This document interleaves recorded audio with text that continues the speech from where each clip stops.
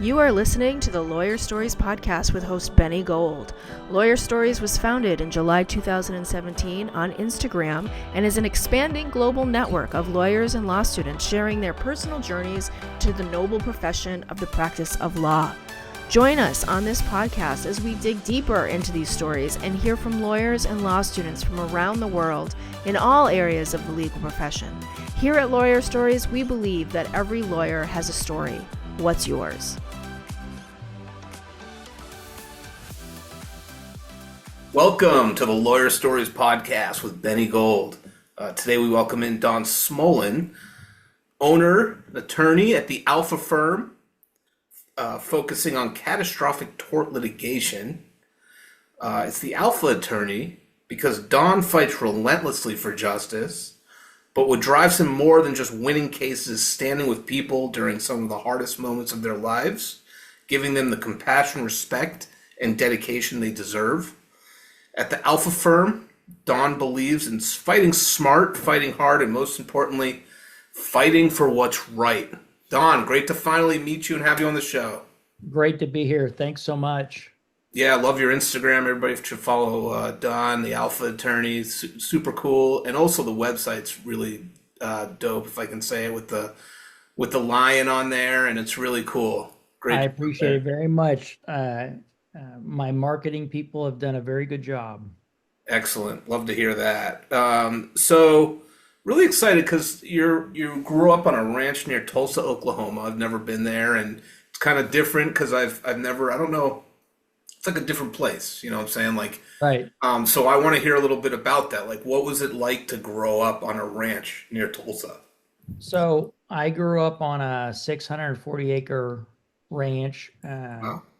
and grew up dirt biking and fishing and hunting and everything that involved being outside, which was great. It was phenomenal. I still drove into Tulsa every day to go to school. I graduated from high school in Tulsa, but growing up out there was awesome. It was a lot of hard work. You know, we hauled hay, we raised cattle, we raised horses, um, but you know, it taught me good work ethic. And Did the it rooster wake you up? Did you have to get woken up by a rooster? Is No, that I mean, the rooster's always an added bonus. okay? It's hard to keep those things alive Really? with all the coyotes around. Oh, okay.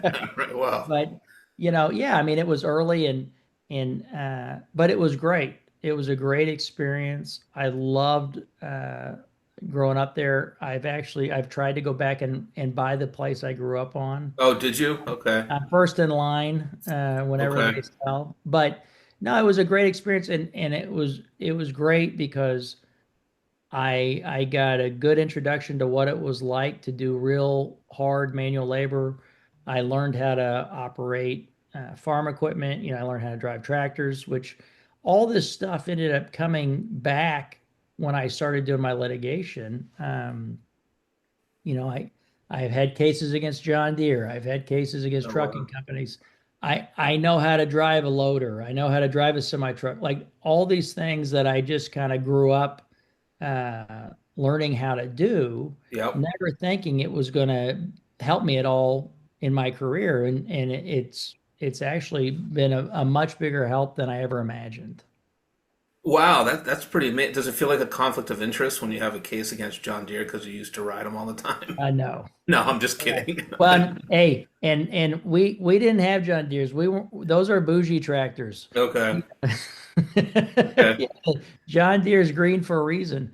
But you know, a lot of the things like that I ended up learning about ballasting and balancing the equipment and how to operate it correctly Yeah, that's ended up interesting. really playing Yep. a role in what I ended up doing. So how does one go from being such like an outdoors type person growing up that way to the rigors of studying law and reading constantly and in law school? Well, I always loved school. Okay. I love to learn. I always wanted to be a pediatric orthopedic surgeon. Okay. I was very straight-laced in high school. Okay. When I got to college, I was pre-med and I went nuts. I went nuts with the drinking and the Really? partying. Oh yeah. I flunked out of pre-med. I made a 1.8 my first semester. And it was, I mean, I think now I think it was a total God thing, but the advisor I had been assigned to happened to be the head of the political science department. And so when I'm in there my first semester talking about how bad I'm doing, uh, he encouraged me to take his class, and he was teaching a class in the spring that was all about the relationship between church and state in the First Amendment. Oh, cool. That's a beautiful way to enter it. Oh, Yeah. and I took it and I absolutely loved it. Yeah. And I ended up doing really well in the class and thinking, okay, well, political science it is. Yeah. Then uh, I did political science, and the closer I got to graduation, I started to realize that uh, I had two options. I could be a teacher or I could be a lawyer. Hmm. And I was already married with one kid and knew we wanted to have more. And so I knew I needed to be the attorney. Yeah. So that's what I did. I went to law school and ended up like it just really clicked. Right. And it was I'm very blessed in that aspect. I like there's no question in my mind this is what I was meant to do. So, And oh, go ahead. Keep going. no, and so uh, just went to law school. Now, when I was in law school, I was still working at a concrete plant. I was still, Yeah. I've always done heavy labor, Okay. that's just the way I was raised. The money was usually better with the kind of jobs and the kind of jobs you could get first year law school. Um, so and working there at a really big concrete yard, I learned all about these commercial trucks and these semi trucks and how they work and a lot of stuff that ended up coming up again in my profession. Did Um, you start to see it that way? Like when you were in there at law school, did you start to have that legal mind where you're like, okay, well, if this thing, like this could be like a product type of thing, you're no, negligent or so I always liked torts, but yeah. when I was in law school, I was convinced that I wanted to do nothing else but be the king of domestic law. Oh, interesting. Okay. And I got out of school and I did it for a month and I absolutely hated it. And and I thought there's um, no way I'm going to do this for a living. Right. And so um, I got a job working at a firm, and part of the deal was we were supposed to have health insurance for me and my whole family. My wife got pregnant again with our second son. We have four sons Four now. sons. Yeah. It's Yeah, amazing. but got pregnant with our second son. I was informed that they weren't going to cover my health insurance anymore, or weren't going to pay for Wow. everyone. So I had to get a job at a local department store at night and on the weekends, and the men's shoe department, selling shoes. Uh, and just thankful to God that I had an option to make that additional money.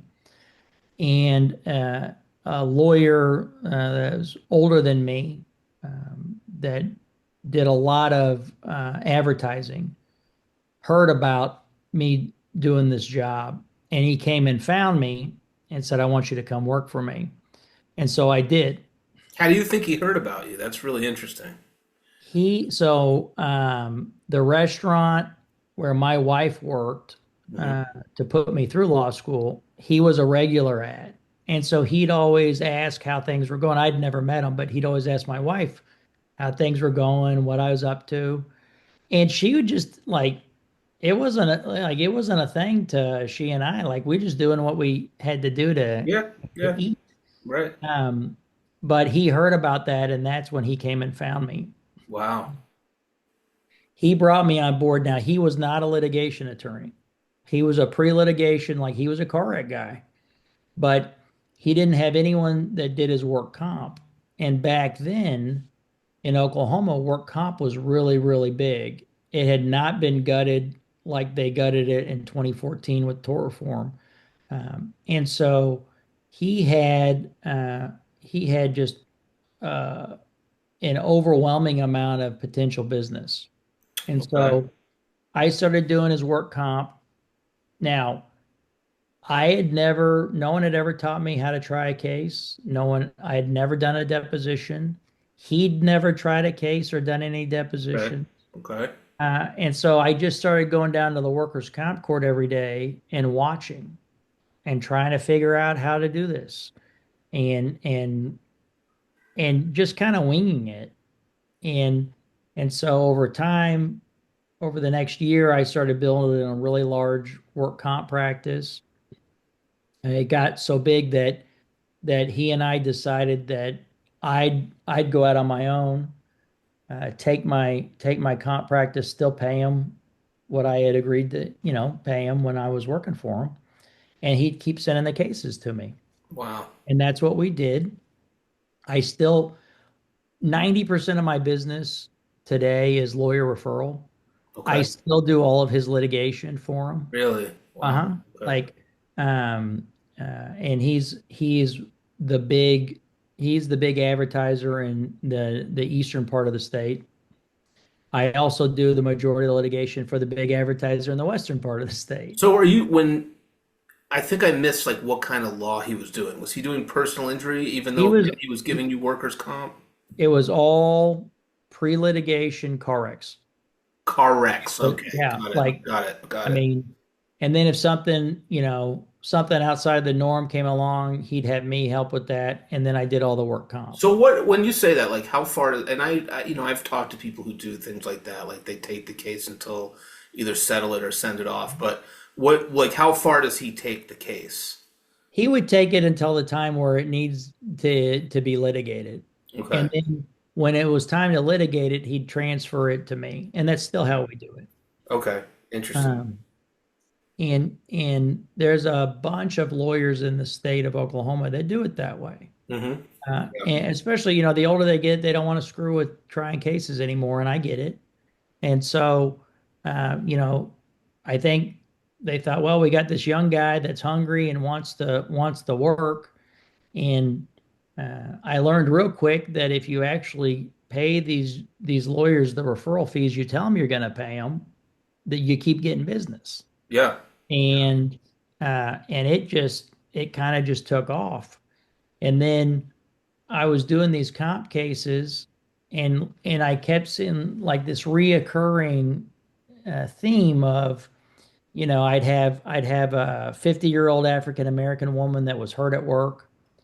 She'd get fired Wow. after getting hurt because she didn't have money coming in. Her and her husband or boyfriend would get into a big fight, and then there's protective orders and criminal cases, and instead of referring all that stuff out, I'd keep it in house and we'd handle all of it and then get paid out of the comp case at the end Mm-hmm. for all that different stuff. And so we were kind of a one-stop shop when it came to certain types of civil litigation. But we were able to by helping people with all those claims, knowing that we were going to get paid out of the comp case for all of it. It was a great deal for the clients, and it was a great deal for us. And so over time, like I'd I'd I'd have a comp case where, the surgeon messed up. Well, so I'd start looking at medical malpractice, and or they'd be at work, and for whatever reason a piece of equipment, you know uh, was defective, and they'd lose a hand. So Wow. I'd do the products case, Right. like, not knowing how to do it, but just willing to read a lot and learn a lot. And you know once I got used to being wrong at court all the time when I was young, things just got a lot easier. I mean, like, it goes a long way when you tell a judge, you're 27 years old, you tell a judge, I have no idea what you're talking about. And they appreciate the honesty, and Yeah. they Okay. explain it. Um, and so things just kind of started to grow and grow, and um, it got to a point where I had gotten my first civil rights jail case referred to me, Okay. and we happened to be doing a comp case for a woman that worked for the correctional health care company that was in charge of the jail, and she had been fired. And so I was learning about how all this stuff worked at the jail and all the shady stuff they did. And I used it in my jail, my first jail case that I had been referred. It was a jail suicide case Wow. where the gentleman had asked for help in the kiosk numerous times and was never given any help for he struggled with mental illness Hmm. and ended up killing himself. Wow. But because of the various areas of law we practice and the overlap, it all kind of came together, and it was a perfect storm. Hmm. And and that's when things with the civil rights stuff started to really go crazy, um, and we continued to start getting more and more cases. Wow. Yeah, that's incredible. And I love the story. I love the backstory, Don. That's tremendous. And you earned your undergrad degree at the University of Tulsa, and you stayed there for your JD too. I do want to ask a question about college because like you kind of struck a memory for me, like taking one of those like a legal studies course and just couldn't get enough of it. Like when that professor sort of said, "Hey, come take this, separation of church and state First Amendment class or whatever." Like, did that kind of open the floodgates to take like a ton of those type of classes after? Oh, yeah. And it really turned me on to, um, you know, like criminal procedure Yeah. and all the Fourth Amendment stuff. Oh Like, yeah. And oh, just 14th. like, Yeah, I love that. yeah, I mean, just the stuff I mean, especially today, like it's still very interesting, It is. and how people you know, are viewing it differently than they have historically, and it's just it turned me on to all of it. I loved it. I loved political science.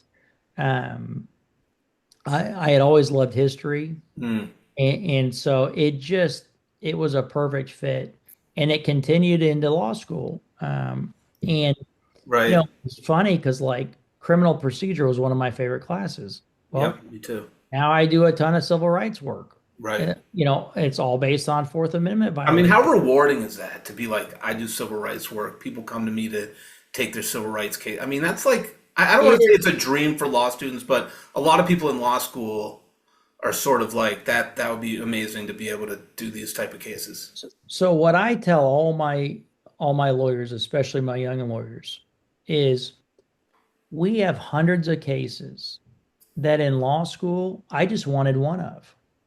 Okay. Right. We have, yeah, I mean, we have hundreds and hundreds of catastrophic type cases.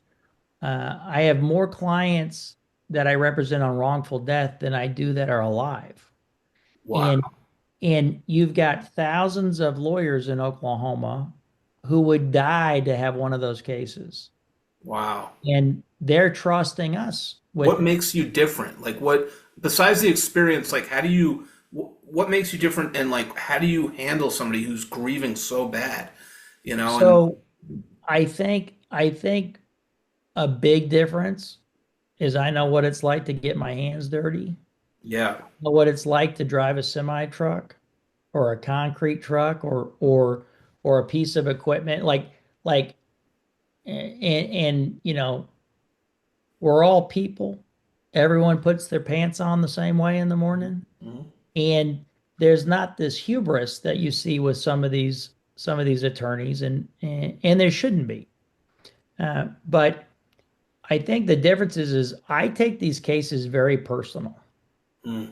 You know, I may not be related to these people, but I'm as close to family as it's going to get, and uh, and I don't take it lightly that they've come to me for help. Um, You know, Yeah. I think that when your name starts becoming a solution to problems, it comes with a lot of responsibility. And um, and we just take it head on. I've got a great group of people. I've got an awesome team. And um, there's just something very, very rewarding about taking a situation that for most of these clients, it's the worst thing they're ever going to experience in their lives. Mm, Uh, but it's also in a lot of cases the only opportunity a lot of these people ever have to put themselves in a position financially right. that's going to be life changing. And so, Absolutely. I had a case with a scissor lift where it ended up suffocating a gentleman to death, and he had 6 kids. Oh, And like getting to a place where all 6 of those kids had enough money to buy their first homes, to go to pay for school, if they wanted to go get an education, like taking that horrible, horrible event of losing their dad and making the absolute best out of it that I could. right. Like, and I get to do that every day. And Right. I can't believe I get paid to do it. I mean, It's incredible. Yeah. it's such a rewarding uh, occupation for me. Yeah. Like what I do, I mean, I tell people I feel like I get to go to the amusement park every day, and Yeah. I get paid to do it. I mean, it's just that much fun. And I don't think a lot of lawyers love what they do as much as I do. And I think when clients or potential clients meet me, they can feel that. And I don't ever lie to my clients. Right. They may not like what I'm going to tell them, but it's always going to be the truth. Um, and it just treat them like human beings. Yeah. Yeah. No, that's incredibly rewarding, especially when people refer you cases and people select you to be with them during this like just such a catastrophic experience and time. And do most of your cases you're ready to just fight, like go on trial and that sort of thing? I mean, Yeah, I most mean, of them settle. Like, how does it depends on the case? yeah, it depends on the case. I would say that most cases settle. I think I have a lower percentage of cases that settle than most. Um, you know, I feel like I do a real good job of kind of assessing the value of these cases. And, um, you know, I always made it a point that I would never be in a position where I had to settle a case for myself Hmm. that wasn't in the client's best interest. Right. And that's a lot easier said than done, especially when you're young and you got bills to pay. Yeah. Do you think I mean, does that happen often? Do you think? I think it's got to. And Yeah. I'm not being critical at all. Right. Okay? Like I get it.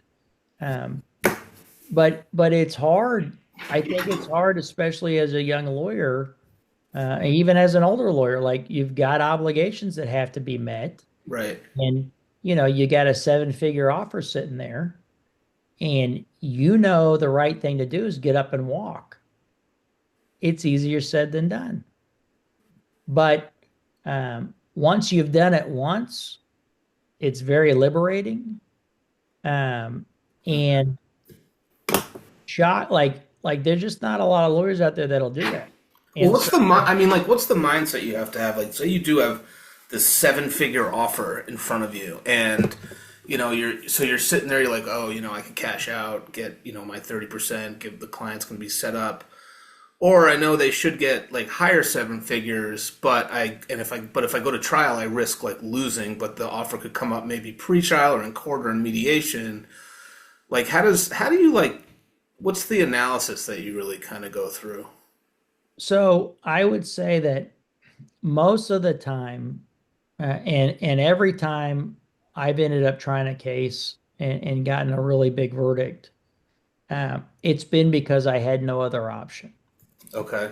And what I mean by that is, Like I mentioned the John Deere case earlier. I had a John Deere rollover case that killed a young man who had a 9-month-old baby at the time. Oh gosh. And it hadn't been ballasted or balanced properly.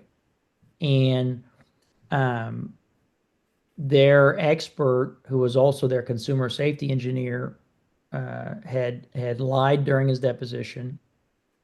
And right before trial, I figured out the lie.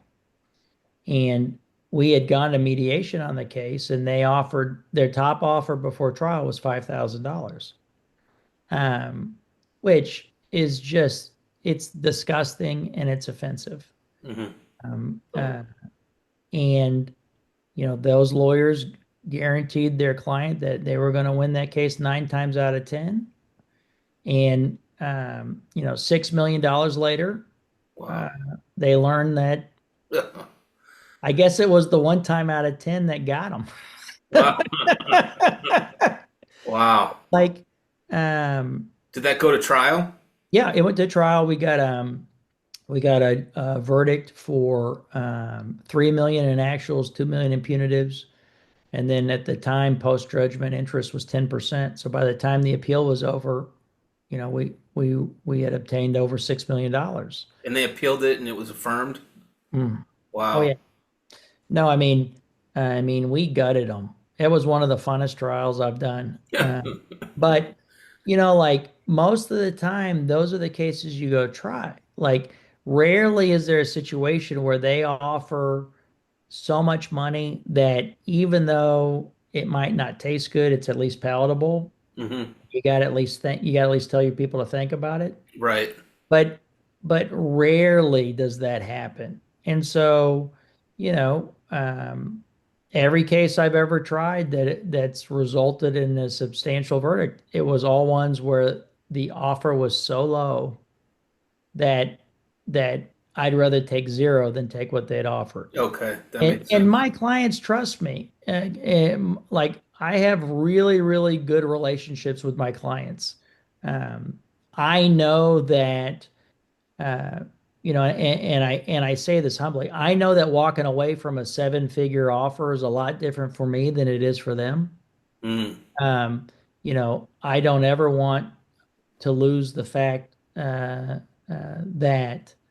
uh, this is a life-changing money for these people. Yeah. Um, but at the same time, I don't want these defendants to get off cheap. And the way I do my cases is I don't file anything that I don't fully believe in. If they want to resolve the case early, they get a little bit of a discount for that. But the more we have to spend and the more we have to work, the more it's going to cost them. Mm. And if they don't want to pay, we're going to go make them pay. And we might not win every time, but we win a lot of those times. Yeah. And we win these cases and are able to get our clients a lot more than we would have been able to had we settled the case. Yeah. That's amazing. Sounds like people, want to come to you for, they trust, obviously they trust you. Like you have good referral partners. You'll take the case to trial. You'll take it the full way. So going back to like your law school experience, you graduated like probably one of the top of your class. You were, what was it? So High honors, and you were on the law review. I did well in law school. I was in the top 5% of my class. I won every award you could win. Wow. I was an editor of the law review, and then I got out and I couldn't find a job. No one would hire me. What about the law school? You got to tell them to help you out. Hey, back then it was very competitive. Yeah. And and honestly, during that time period, there were a lot of big firms that weren't looking to hire uh, young associates with my demographics, and it was just a really hard time to get a job. Okay. And um, and that's one reason why I was working at the concrete yard was I had to work Yeah, yeah. whether it was a clerk position or not. No wonder you like law school so much. You were hauling concrete every. Right. Like I was just glad I wasn't in the hay fields in the middle of Yeah, summer, right. and but I ended up getting a hired to do a short-term research project for a gentleman named Michael Smith. Okay. And he was and continues to be probably the top brief writer in the state of Oklahoma. And I did a really good job for him. And I asked him for a job, and he wasn't in a position where he could hire me as a full-time clerk, but he got me in with the law firm that he had worked with previously that did all the products liability defense work at the time for General Motors in this part of the country. So I went and I worked there and I learned how they did it on the defense side. Mm. Um, and uh, and then they ended up not hiring me because there were some requirements that General Motors had that I didn't meet, and so they hired some other associates, uh, and then I ended up moving on to clerk for that firm where I ended up having to work at the in the shoe department and get hired on with this other gentleman, and Okay. so Gotcha. Okay. you know I sent over 200 resumes, Yeah. cover letters, like I did, like all over the But country. that's crazy. Like law review and just like top 5%, all these awards. I don't know. Yeah, but like now I'm like, thank God none of it worked Yeah, because that's true. I'd be That's true. stuck. I'd be That's doing true. Do you depot think review. you would have gotten stuck like at a big law firm and just like became Yeah, a union because partner and yeah, because they suck you in with those salaries. right, You right. get stuck and you get used to it. And then like when I opened my own firm, like it was me, my wife, and our two kids. We moved in with my mom. Mm-hmm. Like Wow. I mean, I remember the first bank I ever got a trust account at. Like I was still having to crawl in and out of my car because the door was broken, Oh, and like they didn't want me to do business with them anymore. yeah. They didn't You went didn't to the like the way drive-through it and you couldn't looked. even open the window. Right, like they didn't want to do business with me. So I was like, fine, I'll remember that. Yeah, Uh, I remember that. well, I mean, like, Yeah, like, uh, it was. I've got a good story because I was so blessed with the opportunities I got, and I never forgot how I got there. yeah, I love it. Never, I never forgot who I was and how I was raised. Um, and it just um, I really lucked out in what I get to do. Uh, Yeah, no, I mean, yeah, you do have like a tremendous story. What advice could you give to somebody who's sort of in a similar position? Maybe they didn't get as good grades as you, but they're out there, they're, hunting around for work. They haven't really hit that stride where like they've maybe met a connection that has hooked them up a little bit. Or what advice do you have for so somebody? first, I'll tell them not to worry so much about the grades. I won't hire anyone that had the same kind of grades I had because I don't feel like they can relate to my people. I feel Okay, like, people that are in the top whatever of their class just have a hard time connecting with the people I represent. interesting. Okay, And I don't care as much about smarts as I do work ethic. okay, Every attorney I ever hire has either done manual labor or waited tables, okay. uh, because that's it's humbling and it Love that. teaches you how to deal with very difficult people. I love that. And so what I would tell a young lawyer right now is like there's so few young lawyers that want to work. Uh, you know, if you want to work and you want to litigate and you're willing to put in the hours and not, this whole showing up at 9 and leaving at 5, like that crap that's not how it works. Yeah, no, If definitely you not. think this is a 40-hour gig, you need to go work for the government. Yeah, Like, or at least be content yeah, that you're not making good money. Like, I've never seen a group of young people that are so disinterested in making a significant income right. as we have now. And so, like, I can't find lawyers that want to learn how to try cases. I Ex- can't find lawyers that want to be trial attorneys. And it's really disheartening. Do you feel like a lot of it's because of I feel like there's a lot of stuff out there that teaches you how to do the intake and then get the case and then shove it off some. I know you had a different arrangement, so I'm not Totally. going back to that, but because this probably wasn't available at the time, but now there's a lot of like intake things where you get the case, they call your 800 number in any jurisdiction, and then somebody in Florida, New York, whatever, and you shovel the case to them and you collect your 30% without doing anything but of course maybe sign your name to the retainer or the agreement or whatnot. So like, what do you think of like that sort of thing? I Well, I'm not gonna if that's your thing, that's your thing. Yeah, You're not a lawyer, you're a business person. Okay. right, Which is fine. Like, there's people that are really good at the business side of law, and there's people that are really good at the courtroom side of law. right. That's And we true. need all of Yeah, them. I like that. Yep. But like, you know, the thing I've noticed the most is like these young lawyers are so worried about being wrong or looking stupid. Mm. Like, I look stupid every day. I would go down there. Like, I remember I'd go to the same judge every day, and one day she'd yell at me for putting all the paperwork in black ink, and the next day she'd yell at me that it wasn't in blue ink. And I mean, it was just, it was just like, but once I got to a place where I realized, hey, there's always somebody that knows more than you do, and there's no shame in asking how to do something or asking what something means. Like, Yeah, now I still do it, and I know that if I'm sitting there not knowing what something is, there's a very good chance that there's other people in the room that don't know what it is. yeah, that's true. Yep.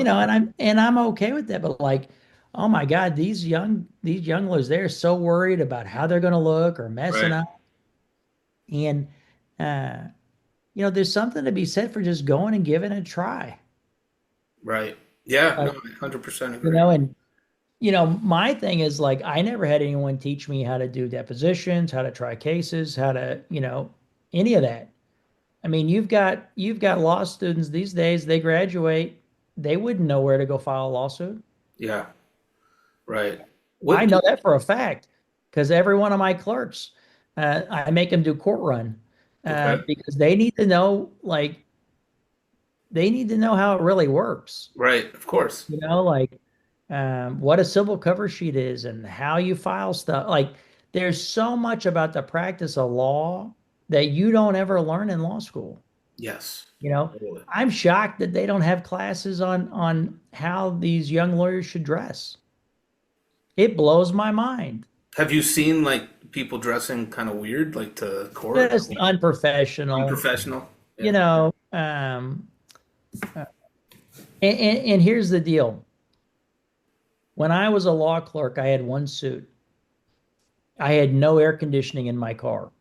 And in Oklahoma, it gets really hot in the summer. Yeah. And every day almost, I'd have to drive from Tulsa to Oklahoma City, because back then, federal filings were all done in person. You didn't have Pacer, Right. where you could just e-file everything. So every day I'd get down into my t-shirt and my boxers and drive from Tulsa to Oklahoma City, Yeah. Why put my not? suit on, go file whatever I needed to file, come back, get in my boxers and my t-shirt, and drive back. And I didn't have any money. Did you ever And get pulled over? I did one time. You Yeah, it did. was hilarious. And this highway patrolman was giving me a hard time, and I'm like, "Sir, I'm a law student. Like, I know you want me to read the statute, but will you please just let me go? Like, I'll never forget. It was for not slowing down when I Yeah. was passing an emergency vehicle. Wow. Uh, but like, I remember when I had my little office and it was just me and my wife was my paralegal who knew nothing about the law. Mm. And every night at 6 o'clock, that air would get turned off in the building, and it was $25 an hour to keep it going, and I couldn't afford it. Wow. So I'd get down into my boxers and I'd stay up all night doing my brief, Yeah. my Literally briefs, doing the briefs in your brief. briefs and my briefs. Like, and I just like, there's just not a lot of that anymore that I have found. Right. And and there's such a huge opportunity for young lawyers that want to work, um, that that I would just encourage them to just run with it.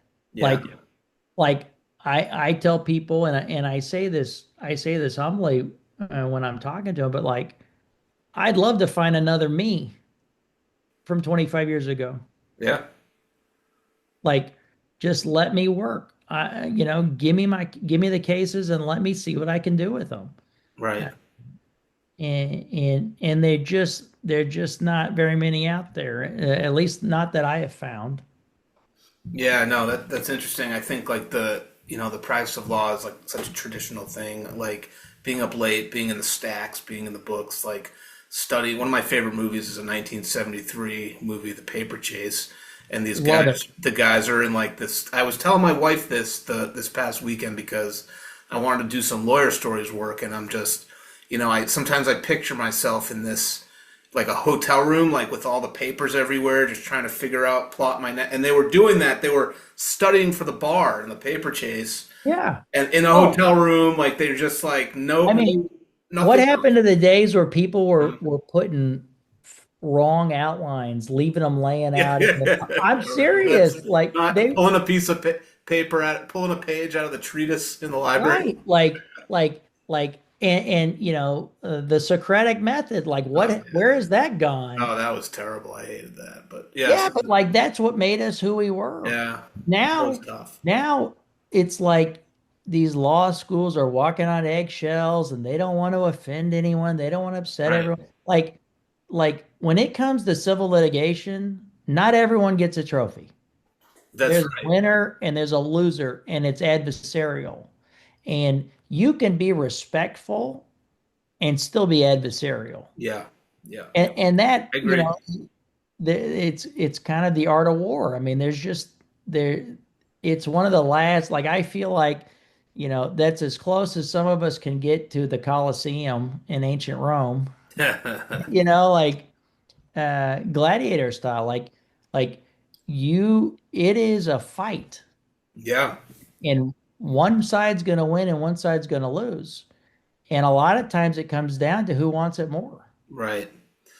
So, yeah, I totally agree. Tell me a little bit about the Alpha firm. Like, why did you call it Alpha instead of like the law office of Donald Smolen or, something like that? Like, tell us about. And I think I understand like why you kind of went in earlier about why you started your own firm, like because somebody, you got those cases kind of kicked over to you, and you were working with somebody doing the litigation. But what about why did you establish Smolen Law, also known as the Alpha firm? Well, um, so the firm I had originally started in 2004, I several years later, there ended up being additional partners, and it grew and grew and grew, and got to the place where I didn't like what I was doing for a living anymore, Okay. and it wasn't the best situation for me. So I got up and I took my team and I started all over again. Wow. That Okay. was about 7 years ago, and so when I did that, that's when I started working on the branding that we have with the Alpha firm, and uh, you know the people I had at the time helping me develop all that, they wanted to know, like, what was I after, what was I trying to do, and I said, look, I don't want a brand for purposes of getting business. Like, I love business, but I've been very blessed and I get a lot of business already. I said, what I want is you all to put together something that when these out of state lawyers look me up and want to know who I am, they realize that I'm someone that you shouldn't mess with. Yeah, I like that. That's, I think the job well done, I have to tell you. I thought they did a great job, and you know, we're not a traditional law firm. All my lawyers know how to write letters. All my lawyers know how to use the fax machine. Okay. They know how to make their own copies. They know where stuff goes. If I because number one, I used to have to do it all. So there's no reason why they shouldn't. That's interesting, Donna, because you say we're not a traditional law firm, but in the sense you are, but now things aren't traditional the way that they used to be traditional, right? Does that make Yeah, I sense? mean, well, no, it makes total sense. But like, like, I would never tolerate some lawyer that thinks he's better than a paralegal just because Right. he's a lawyer. No way. Yeah. And that's what I mean by like, historically that hasn't always been how it was. Gotcha. But Okay. like, especially at these big firms where they all think they're, the smartest people in the room, no matter what room they're in. But like there's nothing that my lawyers are too good to do. And just like there's Gotcha. nobody, Okay. that they need to know how to do this stuff. If it's 11 o'clock on a Friday night and we need to file something in federal court, I don't want to hear about how you couldn't do it because you couldn't get a hold of your paralegal. Like that's not how it works. And Right. so, you know, just treating everyone like they should be treated is huge. And that's why, people that are with me, I've got a very loyal crew, and people are either with me for years Mm-hmm. or with me for about a week. Really? Yeah. And usually it's because I warn them about how much work there is. And they always sit there, oh, I understand. I like doing work. I Then they like get it. into it. And I mean, it's like drinking out of a fire hose for them. Yeah. And I get it, but like, you don't get to just shut down and stop. Yeah. Um, but that it's just it's a different dynamic than I think traditional law firms have, and that's why these big silk stocking law firms don't like lawyers like me, Yeah. and I'm okay with that. Yeah. Why not? You got to have that edge. You Well, got I to. mean, my what I love doing is helping my people, and that's what I'm going to do the best way I know how. And no one in my office is going to make anyone feel less than they should. And I just think No, I that's it. love that. No, I love it. I think I mean, do people know? Do your clients? Do you share your story with your clients? I do. Like a piece of it, even like a piece of your story. Yeah, I mean, I do. I do when the opportunity arises. And I think a lot of them kind of assume it just because of how I interact with them, Okay. how I treat them. Okay. Uh, and when you're talking to someone that has driven a truck all their life, and you can relate, Yeah. you're able to talk their talk because you've done it. You may not have done it as long as they did, but like, there's something to be said for having rough hands, Yeah. and knowing how to work. Yeah. Um, and I think just being kind to people is something that we've lost. Yes, I agree. I know how these lawyers talk to me, and if they talk to their clients like they talk to me, I don't know how they have any business. Yeah. Um, and I've gotten it, it doesn't affect me like it used to. We'd be bumping chests and everything else. Now I just kind of laugh to myself because I know what's going to happen. Uh, at some point, they're going to have to give me a really big check. Yeah. I love it. and but like just keeping it real. Like, yes, attorneys have an advanced education. Yeah, And we know certain things that other people don't know. There's a lot of people out there that know a lot of things we don't know. it's true. Yeah. What? So have you really collected $1 billion? Yes. That's In incredible. total recoveries, yeah. What does that mean? And let's see, a third of that. No, I'm just kidding. So what does that mean Well, to you? Like $1 billion? I mean, that's you got to remember, a ton of my business is lawyer referrals. right, right, right, And right. so, and overhead is crazy when you've got a staff of 40 that includes Oh yeah, yeah. retired orthopedic surgeon and a former risk management nerd. Like, you know, um, It's a lot. so people forget about all those numbers, and it's funny. That's why I don't have any partners. I always tell people that I'm open to having partners, uh, and if they want to share in their part of the overhead, I'm great with that. And no one ever takes me up on it. That's hilarious. But So, yeah, I mean, okay, so it is a lot of overhead. I think like some people like sure. to do. But you got to spend money to make money. Right, right. And back to what you were asking me earlier, like about what I would tell young lawyers that want to do this. The first thing I always tell them is get a big malpractice insurance policy. And they kind of look at me with big eyes, and I'm like, no, no, no, no, no. It's I don't true. care how great of a lawyer you are. Right. Every human being in this world makes mistakes. And when you make a mistake, especially, as you develop your career and you start handling bigger cases, the losses are bigger. Like, we have insurance for our cars. All professionals have different types of E&O coverage and malpractice Hmm. coverage. It's a couple $100 a month for a young lawyer to get $1 million malpractice policy. Yeah, Just get it. yeah. Like, why wouldn't you? And you know, don't be a case snob. That's one of the biggest problems I get with my people now is they get spoiled working on all these giant cases that, to me, a $100,000 case is still a lot of money. Yeah, You it know, is. Yeah, like don't start sticking your nose up at stuff like that. yeah. Just stuff like that. Like, just keep it real. Don't buy your own hype.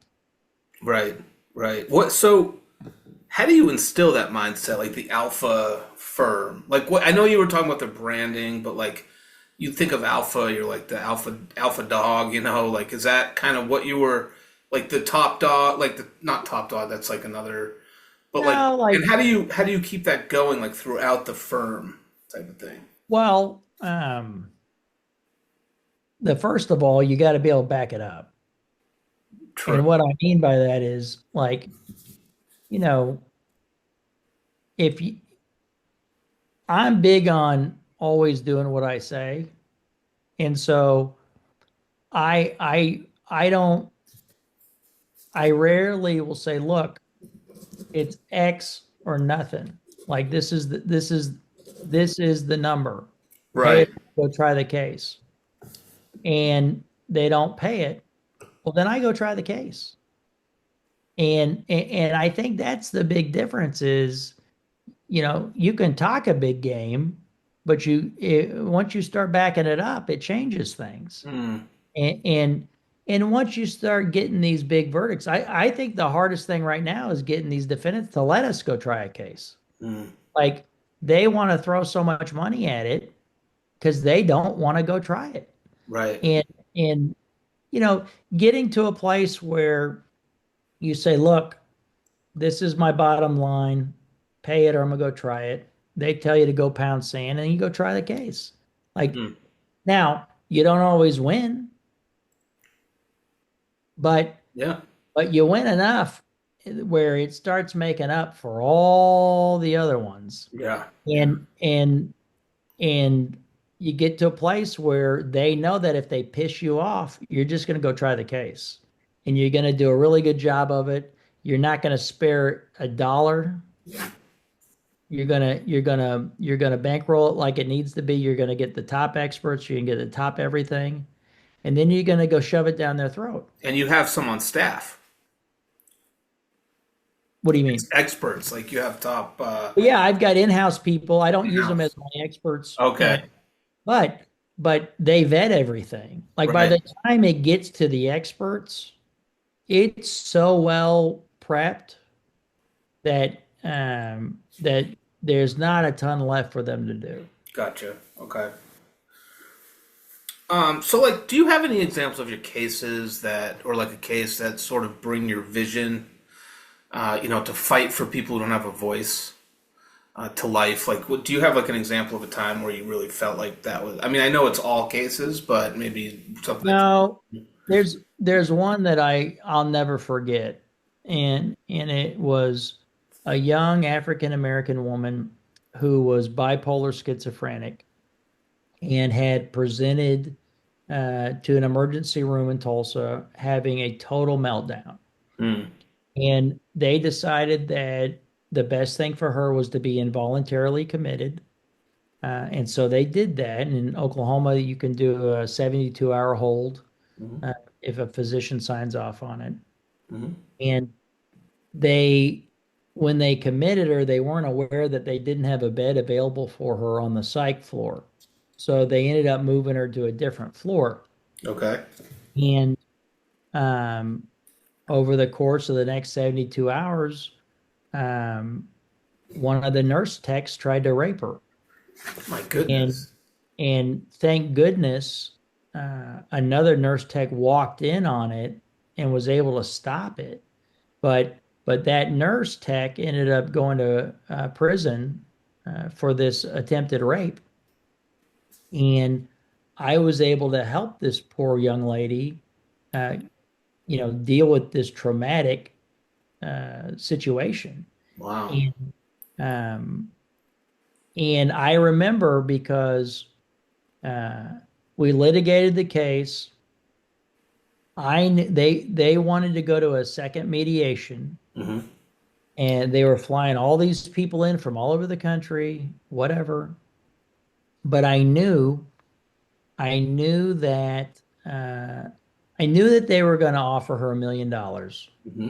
and I knew how much money that was going to be to her, and I knew that it was going to be very difficult for her to say no. Hmm. But I also knew that I could get her more. And so I went to the mediation and I didn't take her with me.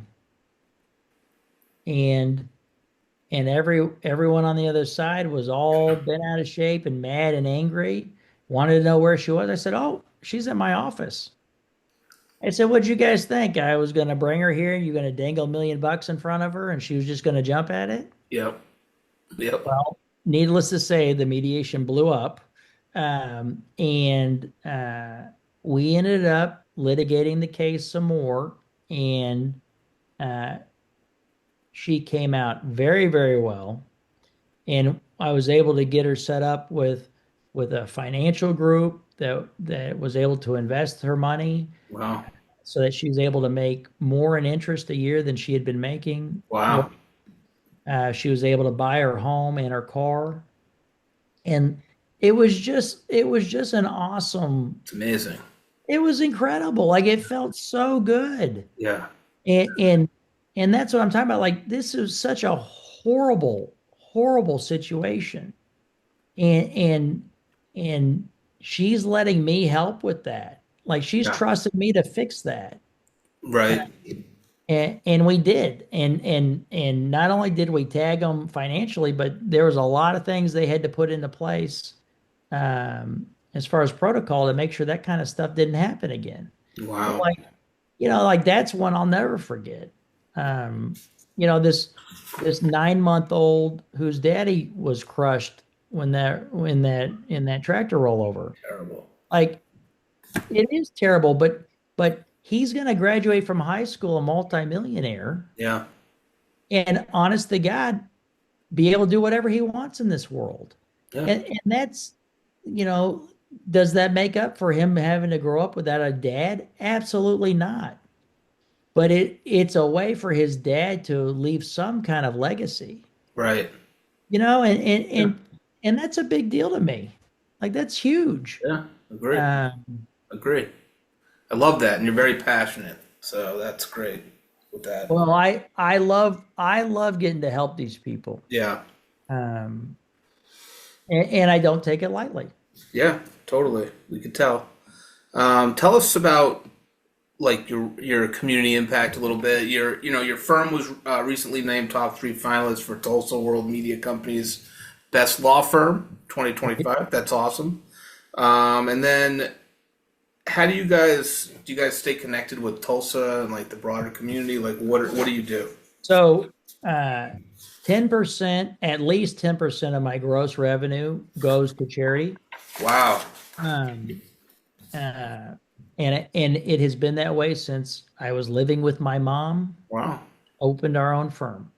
Um, uh, and so we're really big into that. Not everyone knows about it because we don't need our name put all over the place when we give the kind of donations that we give. You know, it's typically very low key and quiet. Okay. Uh, we volunteer our time at all kinds of different charities. I'm a huge fan of the Little Lighthouse here in Tulsa, which is a school for kids with developmental disabilities. Um, John 316 is a huge organization that helps the unsheltered. Um, we- we're very tied in. We do a huge blowout every year at Christmas with the bar association. Like they adopt families, and Wow. that's my favorite thing to do is go. Like these kids get hooked up like they're my kids, and Yeah. it's so much fun. And it's mind blowing to these families, but it's so enjoyable to be able to give someone a Christmas when they wouldn't have had one. Right. So Totally. like we're constantly doing stuff. I love supporting things. I love donating to different groups. Hmm. Uh, I really enjoy it. And so I feel like we're very connected to the community. And part of That's that's that's because awesome. That's so important. So important. well, I mean, I was born and raised here. Like I want the community to do well. And I feel like as blessed as we've been, we've got an obligation to the community to help. Yeah, absolutely. Do you have people coming back from like high school or like wherever and being like, "Hey Donald, I need, hey Don, I have a case." Like, I mean, it kind of feel good to like No, help I people in do. your hometown. I do. And it's always funny because I'm like, it's always the friends from forever or the family members that it's inevitable that the case is going to be a total nightmare. Yeah. It's like it without fail. But yeah, I mean we get that all the time and I love helping people that I've known forever. Yeah. I love that I've got one client who I've been friends with since third grade, Yep. and she and I have just known each other forever.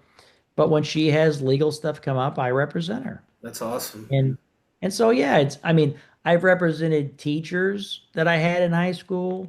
Okay. Uh, yeah, I mean, uh, I've represented so many people from so many walks of life that I know just from growing up here. I had a big semi truck case we tried a year and a half ago that we tagged a company for 7.5 million. They offered nothing before trial. Wow. Um, but but the trucking safety guy from the company was the guy that was my boss when I was at the concrete plant. So like it's just funny Yeah. how Yeah. how life has has Small world. has kind of come full circle. That's awesome. Is there anything we left out today that you want to talk about in this episode? No, not that I can think of. I've enjoyed getting to talk to you. Yeah, me too. I feel like you have so many stories. I think your I've got story, some good stories out there. I think your personal story is amazing, and I wish you a lot of congratulations on, Well, I your appreciate that. hard work and effort. You're like the epitome of a lawyer story. Like that's kind of what when I founded this thing, that's sort of like the stuff I wanted to hear. I wanted to hear like the background and the Right. the nitty gritty and like how hard you've worked, and now it's good I feel like to take some time to reflect on that and then sort of look at where you don't want to stay in that place for long, but it's good to not forget about it and then reflect on it and then appreciate how far you've come. So you've done incredible. So congratulations to you. Well, I appreciate it very much. I have an amazing wife, and I've got a great team. I couldn't do it without them. Yep. Um, and I feel very fortunate that I get to do what I do every day. That's awesome. We'll keep fighting the good fight and Absolutely. stay right there. Everybody else, thanks for tuning in. And wherever you are in the world today, enjoy yourselves. Cheers.